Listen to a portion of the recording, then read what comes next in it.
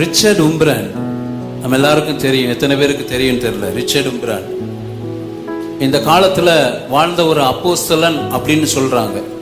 1909 ஆண்டு பிறந்தவர், 2001 ஆண்டு அவர் மரித்தார். பிப்ரவரி 17 தேதி தான் அவர் மரித்த நாள்.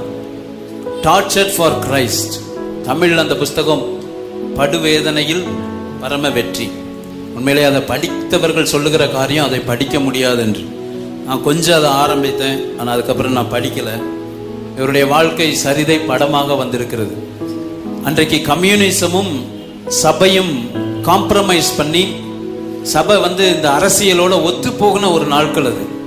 ஸ்டாலின் ரஷ்யாவில் ஆட்சி பண்ணி கொண்டிருக்கிறார். ருமேனியா காரியங்கள் ஆட்சி நடக்கும்போது அங்கிருந்த ஊழியர்கள் எல்லாம் ஸ்டாலினை புகழ்ந்து பேசுறாங்க. வேதத்துல சொல்லப்பட்ட சோ இந்த ஸ்டாலின் தான், வேதத்துல சொல்லப்பட்டிருக்கிற காரியம் இவர் தான் சொல்லி ஸ்டாலினை புகழ்ந்து பேசும்போது அந்த கூட்டத்துல ரிச்சர்ட் உம்ப்ராண்டும் அவருடைய மனைவியும் அழுது கொண்டிருந்தார்களாம். கிறிஸ்துவின் நாமம் தூஷிக்கப்படுகிறது, இங்கு தேவ தூஷணம் நடந்துகிட்டு இருக்குதுன்னு 2 பேரும் அழுதுகிட்டு இருக்கும் போது ரிச்சர்ட் உம்ப்ரான் கேட்கிறாரா, என்னமா செய்ய வர, ஒன்னும் செய்ய முடியாதே அப்படின்ட்டு. இல்ல, நம்ம ஏதாவது செஞ்சாகணும், இப்ப நான் பேசுனேன்னா நீ கணவனை இழந்துருவ அப்படின்னு மனைவி கிட்ட இவர் சொல்றாரு. அப்ப சொல்றாங்க, அந்த அம்மா சொன்னாங்களாம், எனக்கு அப்படிப்பட்ட ஒரு வீரனான புருஷன் இருந்து நான் இழந்தாலும் பரவாயில்ல, ஒரு கோழையை எனக்கு கணவனா இருக்க வேண்டிய அவசியம் எனக்கு இல்லை அப்படின்றான்.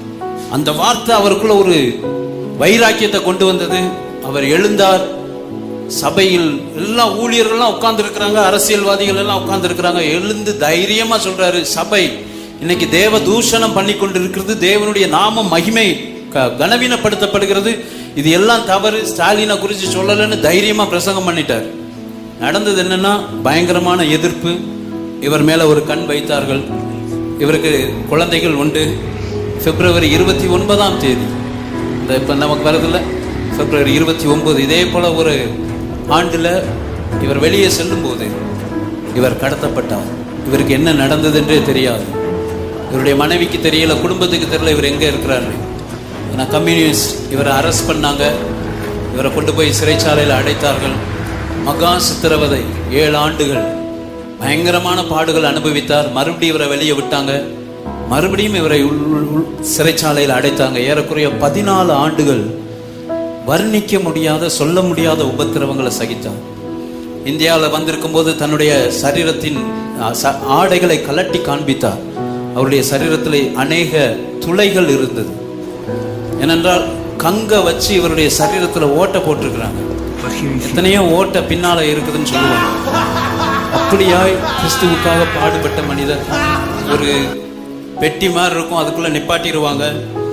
சுத்தி ஆணி, தூங்கவும் முடியாது, அசையவும் முடியாது. அதற்குள்ள அநேக மணி நேரங்கள் நிறுத்தி வைத்திருந்தார்கள். சிறைச்சாலையிலே அடைத்து communism is good, communism is good அப்படின்னு அவங்க கேட்கக்கூடிய அளவுக்கு அதை ஒளிபரப்பிக்கிட்டே இருப்பாங்களாம். கிறிஸ்டியானிட்டி அதை குறித்து தவறா சொல்லிக்கிட்டு இருக்கிற அந்த 2 வார்த்தை தான் சொல்லிக்கிட்டே இருக்குமா. இதை கேட்கும் போதே இவங்களுடைய மனநிலையே பாதிக்கப்படக்கூடிய அளவுக்கு காரியங்கள் நடக்குமா. அநேக நாட்கள் வெயில் பார்க்கல, இருட்டு பார்க்கல, கலர்ஸ் கூட மறந்துருச்சுங்கிறாரு.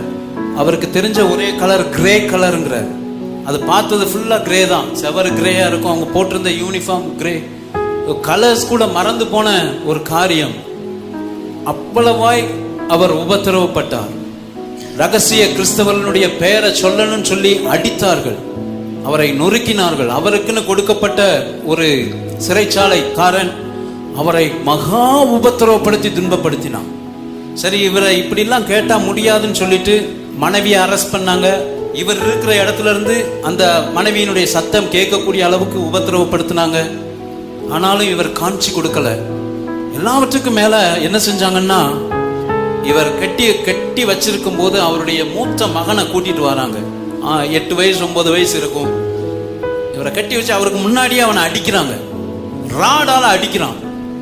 அந்த சிறைச்சாலை இவருக்கு பொறுப்பா இருக்கிறவன், இப்ப நீ சொல்றியா, உன்னோடு சேர்ந்து இருக்கிறவங்களை உன்னால சொல்ல முடியுமா, கிறிஸ்தவர்கள் எங்கெங்க இருக்கிறாங்க சொல்லு சொல்லு சொல்லுன்ட்டு அடிக்கிற அடியில பையன் கதறான்.